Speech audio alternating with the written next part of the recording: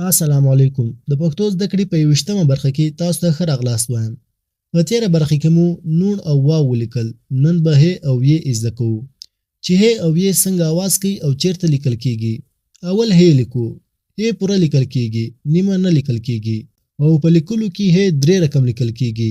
اول ه د تور په سر کې یو رقم لیکل کیږي او په آخر کې بل رقم لیکل کیږي. لکه هنر، هجران. په دې دواړو نومونو کې ه په سر کې لیکل شوی. اوس دا ستوري لیکو چې ه په آخر کې ولیکل سي. لکه نیزه، په نیزه کې ه په آخر کې لیکل شوی. راځو د یو بل نوم خواته چې ه په آخر کې ولیکل سي. لکه فیروزه، په فیروزه کې هم ه په آخر کې لیکل شوی. دا مو ه دوه رقم ولیکل او اوس یې دریم رقم لیکو. لکه وینه، په وینه کې ه په آخر کې لیکل شوی او د ی او نون سره ګډه لیکل شوی. ه په لیکلو کې درې رقم لیکل کیږي. راځو اوس د ی خواته. دې ی ته بیټکو ی ویل کیږي.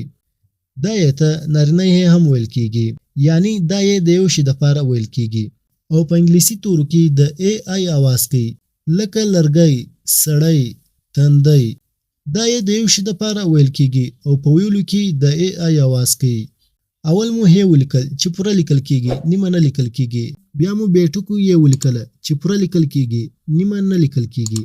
نننۍ زده کړه همدغومره وه. در بلې زده کړې پورې د الله په امان.